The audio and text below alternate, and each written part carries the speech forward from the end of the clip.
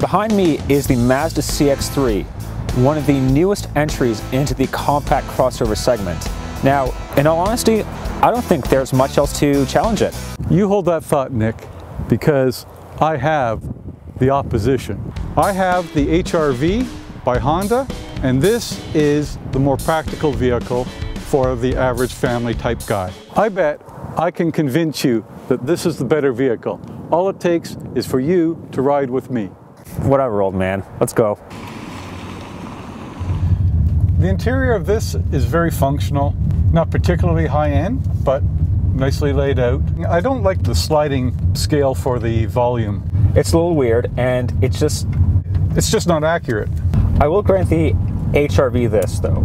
The ergonomics in the interior are far better than the CX-3s. You do not get an armrest in the CX-3, and that's just weird. The thing I like about this particular model, it's the EXL with Navi. You're all in at $30,000, or just slightly under.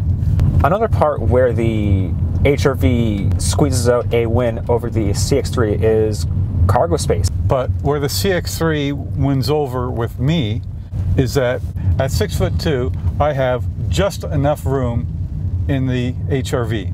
Front seat room for somebody of average height like me, 6'2". You're not even average, you're like tall and gangly as far as I'm concerned. I see, we wrapped up then. That's a wrap.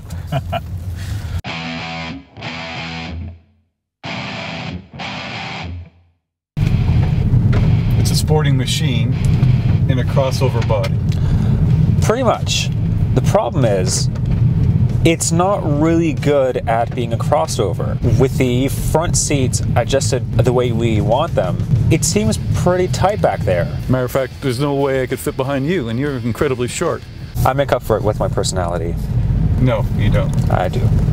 You know, the interior is very well put together. It's a quiet ride. There's not a lot of wind noise or road noise. What did you think of the cargo space back there? It's adequate, but it's nowhere near the cargo capacity of the HR-V. I'd imagine on a Costco run, that would... It would fill up really quickly. Exactly. The HR-V is a better vehicle if it's utility you need. It boils down to how these cars are packaged. The HR-V is more practical. It's roomier, and the Magic Seat just opens up so much more space and so much more practicality. Nick, I'm going to grant you one fact.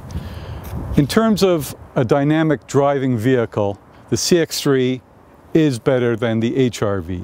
It has more than enough room for a child seat and probably a stroller, but if you're one to go on longer road trips maybe, the HR-V might be a better bet because you can fit a lot more. I hate to say it, but actually we're in agreement. I guess at the end of the day, the CX-3 is the driver's choice, and if you have a family, you go for the HR-V.